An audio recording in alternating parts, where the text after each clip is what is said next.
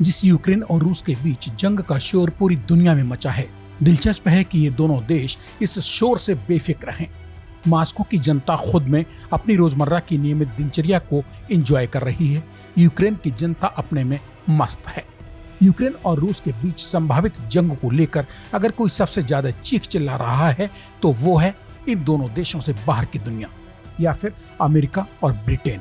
आइए, आखिर ये तमाशा क्यों और क्या है इस तमाशे के पीछे की हकीकत। और रूस व यूक्रेन को जब जंग का कोई खौफ नहीं है तो फिर यूक्रेनी फौज द्वारा संचालित प्रादेशिक रक्षा बलों में यूक्रेन की सेना बच्चों महिलाओं को दिन रात आखिर क्यों दे रही है बंदूक चलाने की ट्रेनिंग। नमस्कार दोस्तों, मैं हूं संजीव चौहान और इस वक्त आप मेरे साथ TV9 डिजिटल पर जुड़े हैं अपने मनपसंद प्रोग्राम पॉडकास्ट में। दो देशों के बीच जंग को लेकर शोर मचाना या मचवाना, मजमा लगाकर तमाशा करना कराना जितना आसान नजर आता है, इसके परिणामों की हकीकत उतनी ही खौफनाक है। बेवजह के कोहराम में अमेरिका कथित घोषणा कर चुका है कि रूस बर्फ पिघलते ही फरवरी सन 2022 यानी इसी महीने के अंत तक कभी भी यूक्रेन को बम बारूद बंदूक की हद में ले सकता है। यूक्रेन है कि उसने अपने घर आंगन के दरवाजे दिन रात के लिए खुले छोड़ दिए हैं नाटो, अमेरिका और ब्रिटेन को अपने यहाँ आने जाने के लिए, ताकि रूस और यूक्रेन के बीच पनपे तनाव के चलते ही सही रूस और यूक्रेन के बीच जंग कराने पर तुले बैठे अमेरिका ब्रिटेन जितना बम बंदूक गोला बारूद यूक्रेन के आंगन में आज लाकर पटक सकें पटक दें। यूक्रेन के घर आंगन में आज जमा गोला बारूद यानी तबाही का ये फोकट में हासिल लाओ लश्कर यूक्रेन अपने आइंदा के लिए तो सहज कर रख ही सकता है। उधर रूस और यूक्रेन की सेनाएं बम बारूद के हजारों टन वजन के साथ जब से एक दूसरे के सीने पर जा अड़ी हैं, तभी से रूस चीख चिल्ला रहा है कि उसका यूक्रेन पर हमले का कोई इरादा नहीं है। वो तो सिर्फ यूक्रेन और नाटो देशों को पूर्वी दिशा से अपनी ओर बढ़ने से रोकने के इंतजामों में जुटा है, क्योंकि अपनी हदों की रक्षा करना जब हर देश की प्राथमिकता होती है तो फिर रूस अपने देश की सीमाओं को सुरक्षित रखने के इंतजाम करने में भला क्यों शर्माए। मतलब रूस साफ साफ चीख चीख कर दुनिया को बता समझा रहा है कि भले ही उसका कोई इरादा यूक्रेन पर हमले का ना हो, मगर नाटो, ब्रिटेन और अमेरिका बेवजह की आग लगाऊ बयानबाजी करके रूस को युद्ध की आग में झोंकने को उकसाने पर उतारू हैं।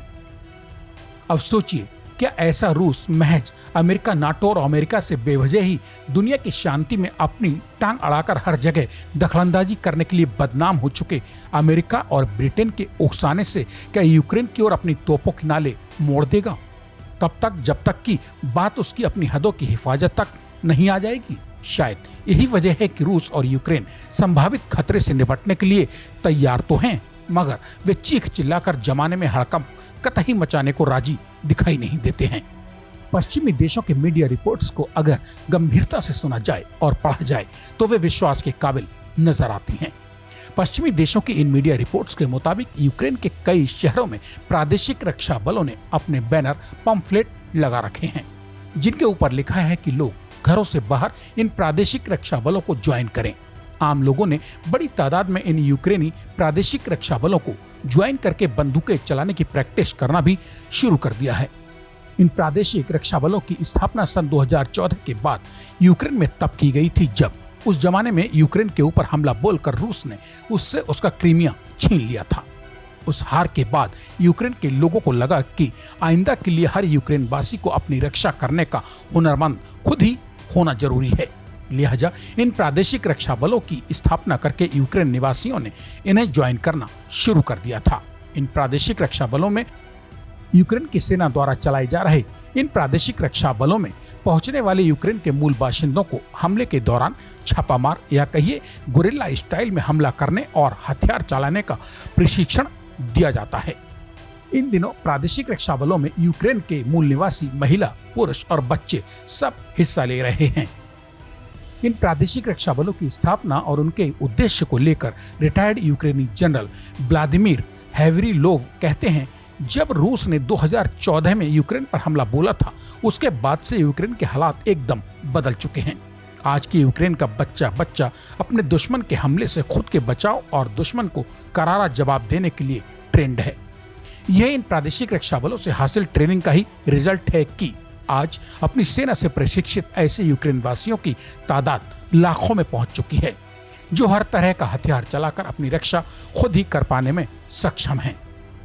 जब रूस और यूक्रेन के बीच युद्ध होने वाला ही नहीं है, तो फिर यूक्रेन के लोग अपनी फौज द्वारा तैयार प्रादेशिक रक्षा बलों से प्रशिक्षण के लिए घरों से बाहर क्यों निकल आए हैं? यह सवाल उठना लाजमी है। इसके पीछे पश्चिमी देशों के मीडिया की खबरों के मुताबिक नाटो ने रूसी हमले के वक्त यूक्रेन के साथ रूस के खिलाफ खड़े होने से अपने पांव हर तरीके से पीछे खींच लिए हैं। अमेरिका और ब्रिटेन भले ही बयानबाजी करके दुनिया की साफ हवा में युद्ध की प्रबल आशंकाओं वाली जहरीली हवा घोलने में जुटे हों, मगर अंदर की खबरें कहती हैं कि ब्रिटेन, अमेरिका यूक्रेन और रूस को उकसाकर बढ़ाने पर तो आमादा हैं, मगर दोनों देशों के बीच छिड़ी जंग की आग के शोलों में खुद को कुदाने की हिम्मत अमेरिका और ब्रिटेन खुद नहीं जुटा पा रहे हैं, क्योंकि वे रूस और यूक्रेन की लड़ाई में खुद के कूदने की तबाही का अंजाम बखूबी जानते हैं।